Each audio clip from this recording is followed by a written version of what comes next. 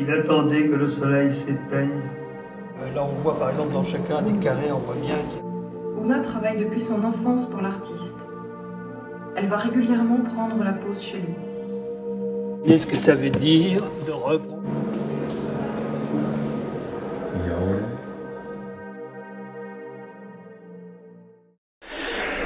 Oui, c'est-à-dire une pratique qui se défie, disons, de la beauté des hiérarchies conceptuelles.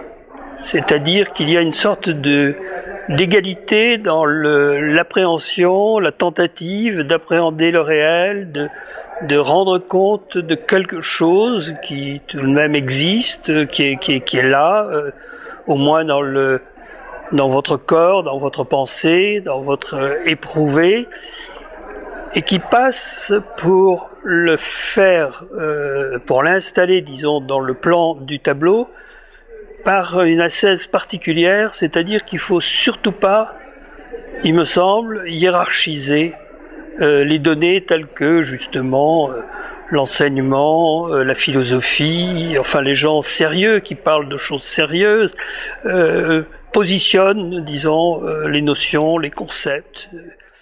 Il me plaît de penser que ce processus-là a à faire avec une pratique féminine, même si certainement il y a des philosophes aujourd'hui qui peuvent être des femmes, mais elles sont, disons,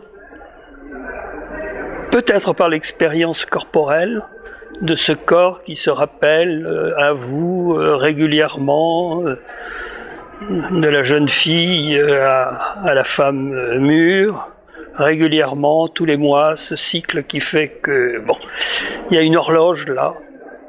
C'est pas qu'il n'y a pas de la pensée, mais ça spécifie un angle de vue par rapport, disons, à la méditation qu'on peut avoir sur le présent, le temps qui nous est imparti, les saisons de la vie, qui fait que le corps féminin est aux prises avec quelque chose d'un peu différent.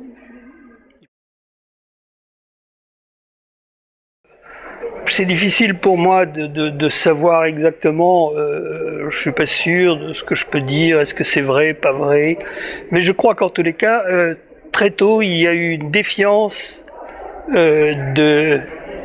bel objet dans son apparaître relativement simple. Alors, dans mon cas, c'est assez ridicule. J'étais dans un rapport épigonal à différents maîtres que je me choisissais, et dans ces années-là, c'était plutôt le Matisse découpé dans la couleur. Bon.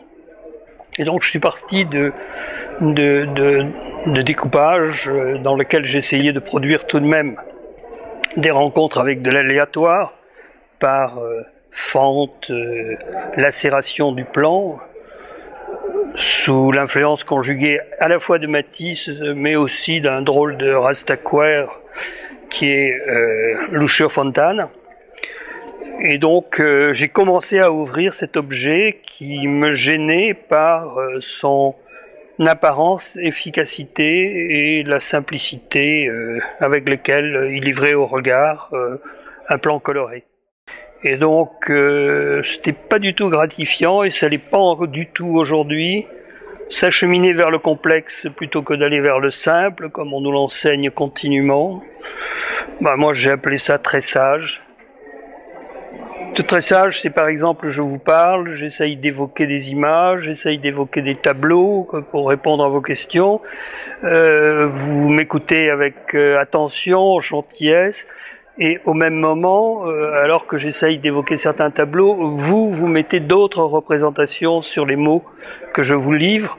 Et bien ça, ce parasitage, si vous voulez, d'une chose que vous portez en vous, qui est liée intimement à votre histoire, à vos représentations, sur ce que j'essaye moi d'évoquer, c'est le processus de l'échange même, des conditions même de l'échange, quand il y a quelque chose de vivant entre une parole qui essaye de rejoindre l'autre et l'autre qui essaye de la comprendre, mais qui ne peut pas s'empêcher de venir la tatouer par une réalité qui porte intrinsèquement dans son corps à lui.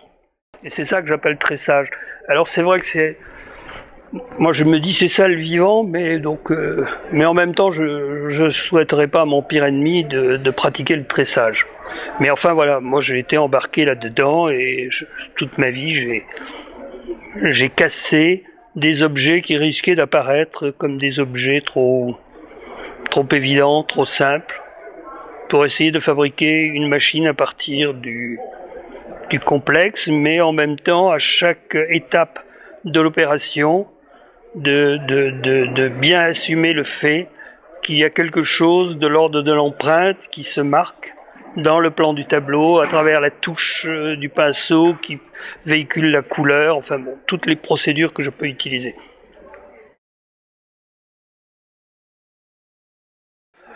Écoutez, ça, je ne sais pas répondre. Ce qui se passe entre le travail sur la vidéo, qui maintenant dure depuis une dizaine d'années, et la peinture, ce que je peux vous dire, c'est que plus je fais de la vidéo, plus je crois à la nécessité du tableau et la place du tableau.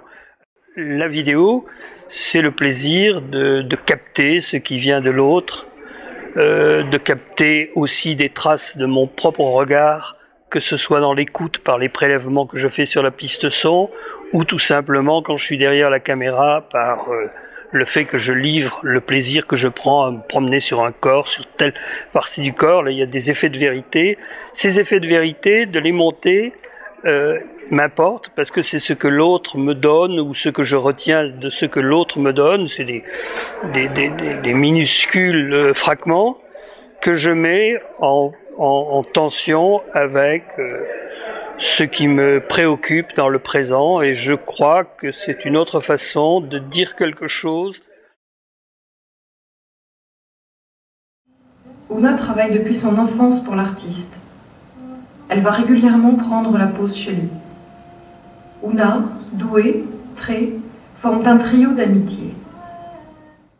Les trotteuses, c'est parti de l'envie de rendre hommage à un ami qui était beaucoup plus âgé que moi, qui avait 15 ans de plus que moi. C'était un célibataire, comme on dit, mais en même temps c'était un célibataire entouré de femmes. Et il a toujours eu, jusqu'à la fin de sa vie, il a mené plusieurs vies en une. Et donc, pour moi, c'était une figure du tressage, parce que finalement, l'admirable forme monogamique, comme tous les monos, qui soient théisme, gamique, ou truc, évidemment, c'est magnifique, mais c'est pas un projet. C'est comme l'universel. C'est une imbécilité criante, sauvage, de prétendre « Ah !» Il vaut mieux se retourner et regarder la réalité de ses fidélités. Mais sinon, sur le plan idéologique, on risque de passer pour un garnement. Philosophiquement, moi je suis pour le pluriel. Et que 1 se divise en 3, ça me permet de respirer parce que je me dis l'infini commence. On ne sait pas qu'ainsi la nature a changé de nature et l'humain changé d'humanité, mais a-t-on jamais su qui et pourquoi? C'est évidemment, c'est la voix, c'est le chant du poète, et par-dessus tout, compte tenu de la simplicité des mots qu'il utilise pour restituer quelque chose de son regard et de son expérience sensible, c'est un modèle, disons, de réserve. Mais réserve, ça veut dire aussi une capacité à livrer la violence, la colère qu'il porte, de la livrer avec retenue, mesure, parfois même gentillesse, alors qu'il y a un regard sur certaines dérives dont nous nous rendons tous coupables, qui conduit à porter un regard effrayé sur certaines évolutions. Mais cela, je ne peux pas m'empêcher de le mettre en tension avec l'économie qui est la sienne, c'est-à-dire quelqu'un qui vit retiré, il n'a pas de voiture, il vit dans un petit village très très joli où il n'y a même pas un bistrot, même pas une épicerie. Donc pour moi c'est un modèle, c'est un grand frère et c'est un modèle. Je n'ai rien à voir avec j'ai besoin d'imbécilités qui sont en tous les cas où il semble s'en dispenser, mais c'est un privilège et en tous les cas je l'admire tout simplement. J'admire sa poésie. Je trouve je le tiens pour un très grand poète, même si quand on pense soi-disant aux grands poètes, on pense à d'autres lauréats. Mais pour moi, c'est vraiment un modèle. Tout simplement, j'aime et j'admire Bernard Noël.